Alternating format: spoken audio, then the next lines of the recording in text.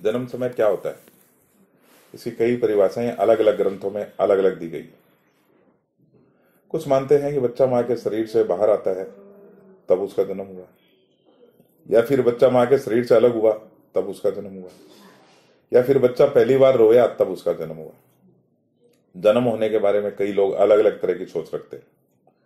ऊपर दी गई सभी घटनाएं प्रसूति के आसपास की है, अतः केवल लगन कुंडली बनाकर भविष्य खतन करने वालों को उसमें अधिक फर्क नहीं पड़ता है, किंतु अंशात्मक भाव चलित कुंडली बनाने वालों के लिए जन्म समय के बारे में अधिक सूचना से सोचना जरूरी होता है। आज हम लोग यहाँ पर काफी संख्या में इकट्ठा हुए हैं और आप अपने पास बैठे 2-4 लोगों से अपनी घड़ियां मिलाएं, क्या ये सभी घड़ियां एक ही समय दर्शा रही है? आप लोगों का जवाब होगा नहीं। तो फिर जातक का जन्म समय जो हमें डॉक्टर बताता है या अस्पताल से दिया जाता है वो एकदम सही है, कैसे पता? और कैसे यह पता कि डॉक्टर और अस्पताल की घड़ी एकदम सही थी? अतः हमें जातक का जो जन्म समय दिया जाता है उसमें ज्यादातर में संशोधन की जरूरत होती है। जन्म समय शुद्धि करने की कई प्रणालियां हैं एवं हरेक के नियम भी अलग अलग हैं। इन सब की चर्चा मैं यहाँ पर नहीं करना चाहता, बस इतना कहना चाहता हूं कि जन्म समय निश्चित करने के लिए कृष्णमूर्ति पद्धति के जो नियम है वो तात्विक दृष्टि से बिल्कुल सही। जन्म समय की शुद्धि करवाने की प्रणाली के बारे में कृष्णमूर्ति जी ने कहा है कि जब जातक अपना सही जन्म समय जानने के लिए ज्योतिष के पास आता है, उस समय के रूलिंग प्लैनेट ही उसके जन्म समय के उदित लग्नों के अंशों पर अमर करने वाले होते हैं। इतना ही नहीं, बल्कि अगर ज्योतिर्विद के मन में जातक के जन्म समय के बारे में कोई संदेह निर्माण होता है तो उस समय के रूलिंग भी जातक के लग्नांश पर अमल करने वाले होते हैं। इस बात को मैं आपको एक उदाहरण के द्वारा समझा रहा हूं। मेरे एक मित्र एक दिन अचानक मेरे चैम्बर में आए और कहने लगे कि उनका जन्म समय रात्रि में 00:45 पर 11 जनवरी 1949 को होगा। उन्होंने अपने जन्म समय के सही होने में संदेह था।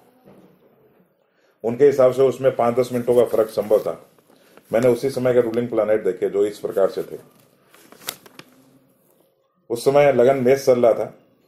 मेष का स्वामी मंगल है और मेष राशि में ही राहु था। चंद्र नक्षत्र आद्रा था, स्वामी उसका राहु है। चंद्रमा राशि मिथुन में था, स्वामी उसका बुध है। और आज का बार शुक्रवार था, स्वामी उसका हुआ शुक्रवार। यह रूलिंग प्लान लेने के बाद 00:45 इस समय के अनुसार लगन कन्या राशि में 27:49 कला पर पड़ा, 27°49 पे पड़ा। इस अंश पर कन्या में मंगल का नक्षत्र और गुरु का उपनक्षत्र आता है। मैंने रूलिंग प्लैनेट को देखा जिसमें गुरु नहीं है, अतः जातक का जन्म समय निश्चित रूप से कहा जा सकता है कि गलत है।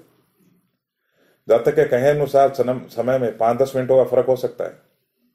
5-10 मिनटों में लगन 2-3 डिग्री इधर उधर हो सकता है। अतः यह निश्चित है कि जातक के लगन का उपनक्षत्र स्वामी गुरु नहीं हो सकता। कन्या राशि में गुरु का उपनक्षत्र 27°53' तक है। 1 से 249 के टेबल में 123 की संख्या के सामने देखें आप। इसके बाद में उपनक्षत्र स्वामी शनि का होगा, परंतु यहां पर हमारे रूलिंग प्लैनेट में शनि भी नहीं है। और जहां शनि का उपनक्षत्र समाप्त होता है वहीं पर कन्या राशि भी समाप्त हो जाती है। इसके बाद तुला राशि शुरू होती है और तुला में पहला उपनक्षत्र बुध का आएगा और बुध हमारे रूलिंग में पहले दर्जे का कार्य है। परंतु सबसे महत्वपूर्ण बात यह है, अगर हम बुध के उपनक्षत्र को चुने तब तुला राशि का लगन आएगा। अब सवाल यह उठता है कि जातक का लगन कन्या है या तुला। रूलिंग प्लैनेट में देखा जाए तो कन्या का स्वामी बुध और तुला का स्वामी शुक्र भी मौजूद है। अब रूलिंग में दोनों में से ज्यादा मजबूत देखा जाए तो बुध उच्च दर्जे का है और शुक्र निम्न स्तर का है, अतः बुध शुक्र से अधिक बलवान है। अतः जातक का लगन तुला न होकर कन्या ही होगा। अब समस्या यह उठती है कि यदि हम कन्या लगन को निश्चित करें तो जन्म समय के अनुसार प्राप्त उपनक्षत्र या उसके बाद का शनि दोनों ही रूलिंग में नहीं है। अतः प्राप्त जन्म समय के बाद का जन्म जातक का नहीं हुआ यह निश्चित है। यानी दूसरे शब्दों में कहें तो जातक का जन्म दिए गए समय से पहले ही हुआ है। रूलिंग प्लैनेट में भी विलंबकारी ग्रह शनि भी नहीं है, बल्कि मंगल बुध शुक्र ये तेज गति वाले ग्रह है। अतः ये कहा जा सकता है कि जातक का जन्म समय हमें जो दिया गया उससे पहले का है। अब मैंने जन्म समय के अनुसार प्राप्त गुरु उपनक्षत्र से पहले आए हुए उपनक्षत्र स्वामी को देखा। गुरु से पहले राहु का उपनक्षत्र आता है। देखें 1 से लेकर 249 की टेबल में 182 की 122 की संख्या के आगे, और राहु हमारे रूलिंग प्लैनेट में है। और राहु से पहले पूर्व 121 संख्या के सामने मंगल का उपनक्षत्र है, और मंगल भी हमारे रूलिंग प्लैनेट में है। मंगल और राहु दोनों ही हमारे रूलिंग में। अब दोनों में से किसे चुने, ये समस्या खड़ी होगी। रूलिंग के अनुसार मंगल पहले दर्जे का और राहु दूसरे दर्जे का है, किंतु छाया ग्रह अन्य ग्रहों के मुकाबले कृष्णमूर्ति पद्धति में अधिक महत्वपूर्ण होते हैं, अधिक मजबूत होते हैं। तथा प्रश्न समय राहु वृश्चिक में अर्थात मंगल की राशि में,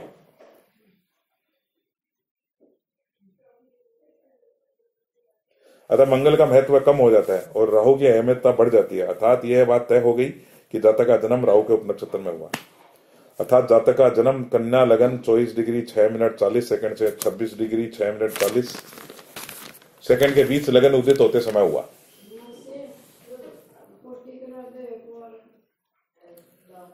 अब उपनक्षत्र स्वामी निश्चित करने पर सूक्ष्म लगन प्राप्त होगा।